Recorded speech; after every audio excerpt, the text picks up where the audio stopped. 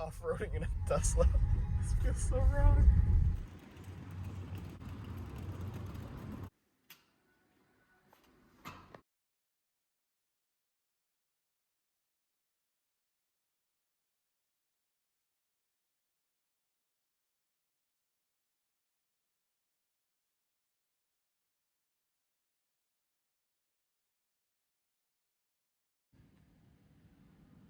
Well, I feel like a hypocrite, but here is a Tesla Model Y. It is a dual motor in this beautiful blue color. It is a rental. Fair disclosure, I did not buy another car. The GTI is still Project Mark 7, and that's where we're going. I'm taking a little paid time off from work and whatnot, so I took a trip out here to Phoenix, Arizona, and we rented a car. We got this beautiful Tesla here. It was one of the probably cleanest cars in the whole entire Hertz lot. This car only has 9,000 miles on it, and literally, like, it's mint. It's beautiful. Now, you guys know how I feel about Teslas. Not a fan. I like my internal combustion engines, but honestly, first impressions of this, looks great, looks cool. The key is like, I don't even know, like, what am I buying, you know? It's like we're going to like Disneyland. You got the, or you're like CIA or something.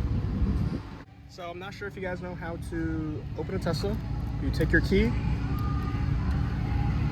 and it unlocks. The windows fly out. That's how you know it's unlocked. If it is locked, the windows fold in. Pull door handle, press it in, door opens. You can do this, or if you want, you can press in and pull it like a door handle if you want to do it like that. Interior is super duper basic, as you can see. There are virtually no buttons. We did just go on a hike in the desert, so that's why it's a little dirty in here. But for the most part, it was spick and span once we got in. Interior super clean with that huge, basically iPad in the middle. So according to Hertz, this has a over 300 mile range. That's more like 240 miles, but that's besides the point. We traveled through the desert with it, no issues. We were going at constant speed. So for the most part, when you put in your destination, it'll tell you if you'll be able to make it there and back, essentially, and what percent you'll be on. But as you can see, Tesla Model Y, long range, dual motor, and like I said, 3,000 miles. Pretty cool. It has the autopilot, full self-driving computer package or whatever, which I guess is disabled by Hertz because we could not enable it, which is weird, but you know, it is what it is. So driving around the city, we also took it on the highway. Super comfortable, insanely quiet, even though it is a dual motor.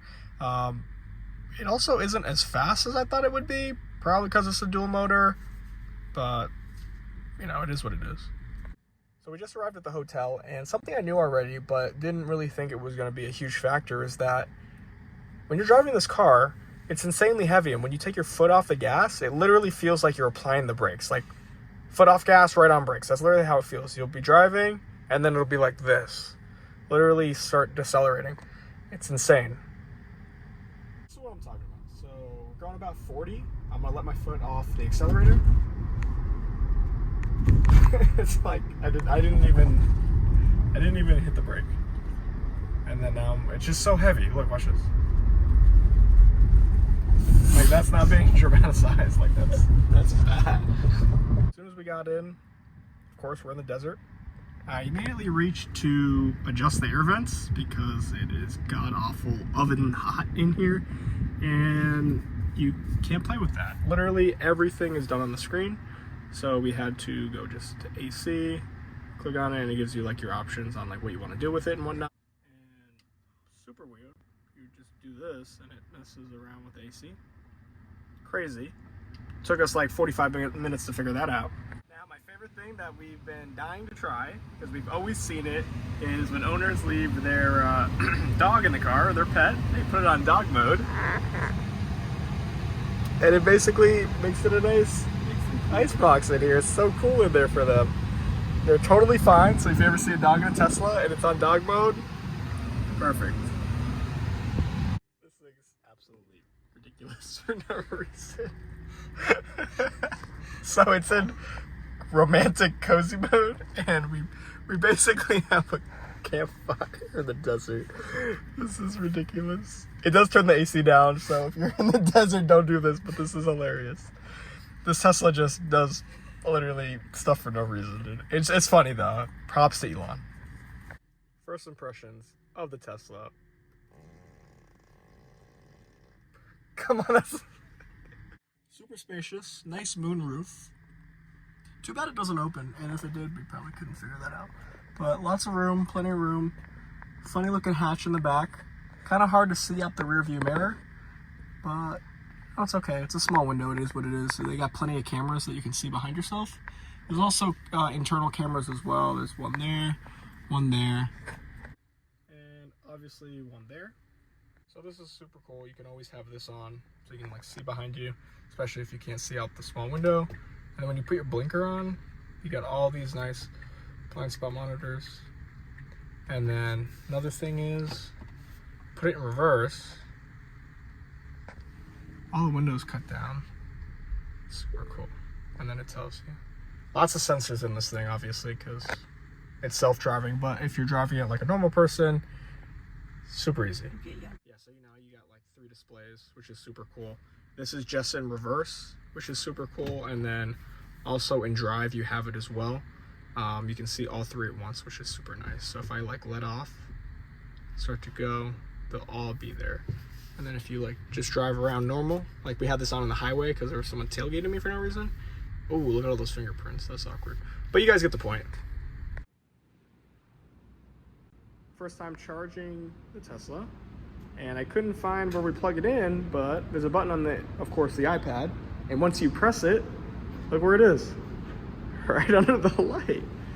This thing's like too cool for no reason. Like, yeah, this is weird. Like, what is this? Oh. Okay, so that one's not set up yet.